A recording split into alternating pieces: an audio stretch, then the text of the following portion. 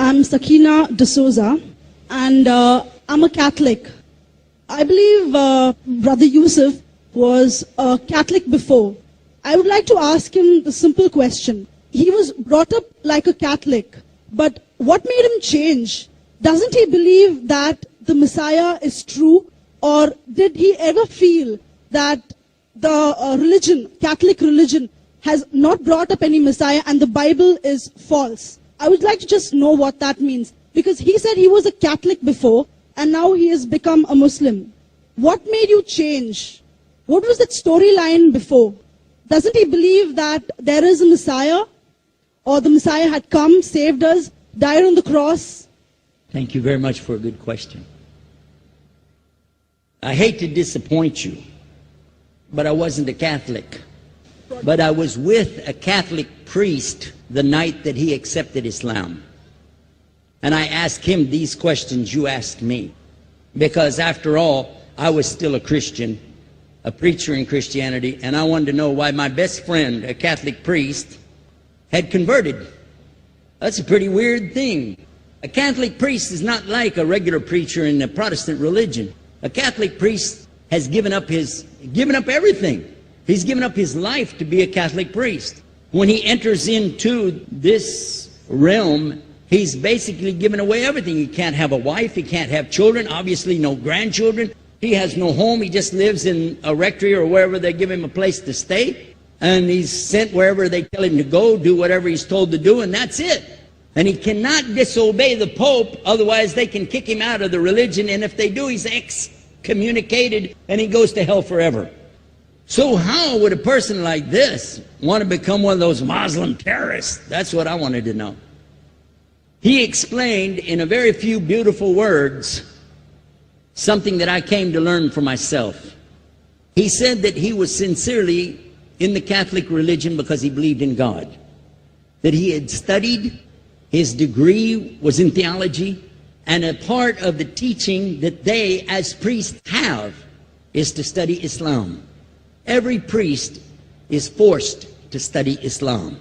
Now you may not know that, but you can ask your priest and he'll confirm it. And when you study Islam, even when Islam is taught to you by somebody who hates Islam, as long as they don't corrupt it too far, you can still see the truth in Islam. A classical example happened to me just recently when I was in Saudi Arabia. A friend of mine, very old copy of one of the first Qurans ever translated to English by George Sale.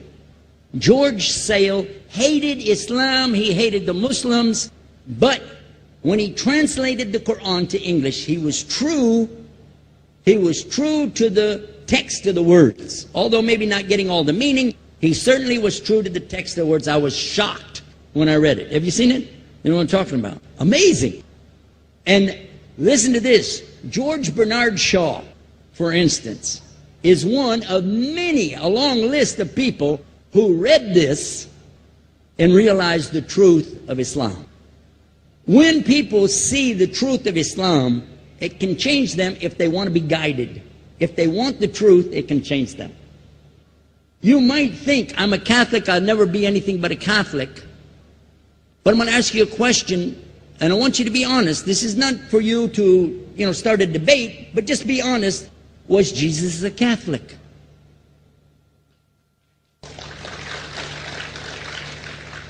And it's not open to debate, so there's no point in opening that up, because you know and I know he wasn't. The Catholic Church was in business about 300 years before Jesus was born. It's on their website. Don't go like this. It's on their website. That's where I took it from. The Catholic Church was really started in Rome by Alexander the Great. Do you know what the word Catholic means? It means universal. It was the universal church for the Roman Empire. If you didn't join it, you could not be a Roman citizen. And it was opposed to the teachings of Judaism and opposed to the teachings of the early Christians for more than 200 and some years.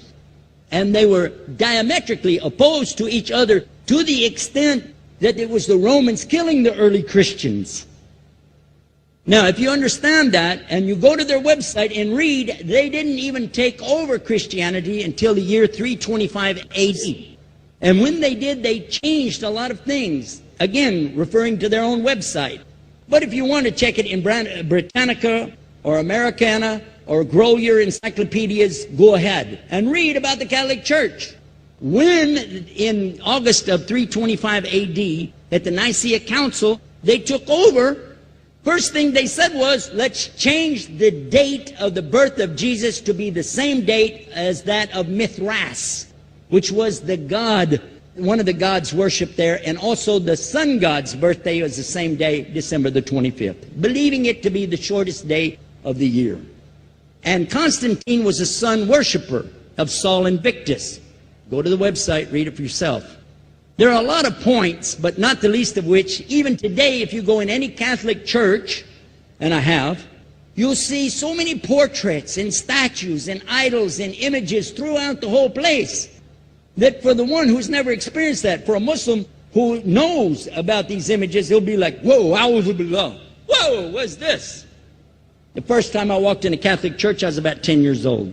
I was shocked. I was shocked at the idols and statues everywhere, because in the Protestant religion, we were brought up to believe that the second commandment was just as important as the first commandment. The first commandment in the Bible, in Exodus, is the same as the first commandment in the book of Deuteronomy. It says, I am the Lord your God that brought you out of the land of Egypt in the house of bondage. You know no other God beside me. Beside me there's no other gods. Thou shalt not have any other gods beside me. How many in this room agree with that commandment? Raise your hand. You notice the Muslims are raising their hand because it means Ashhadu an la ilaha illallah. That's the first commandment for us as well. The second commandment you have clearly says, thou shalt not make any idol, any graven image of anything that creeps upon the earth, swims in the sea beneath, or flies in the air above. And I was sitting in a church one time, sitting there in the morning service, watching, the preacher talk, and, they go on and on and on, and sometimes you lose your train of thought. I was looking. Whoa!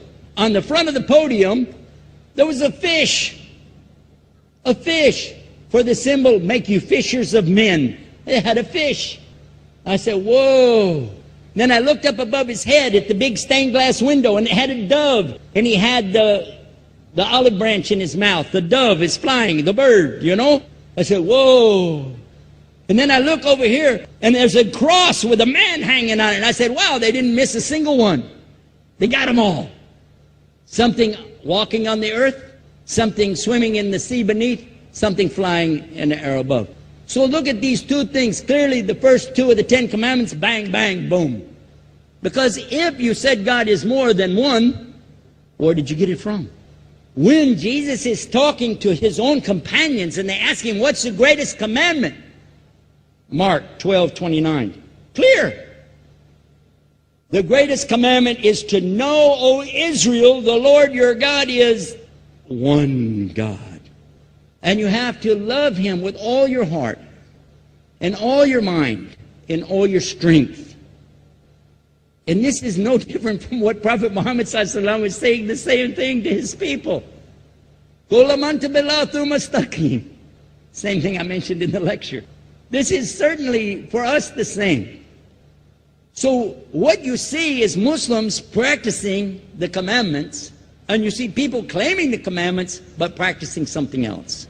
And I have seen more converts from the Catholic Church than any other of the many sects of Christianity, and especially from the nuns, priests, and even an archbishop. And all of them are better than me.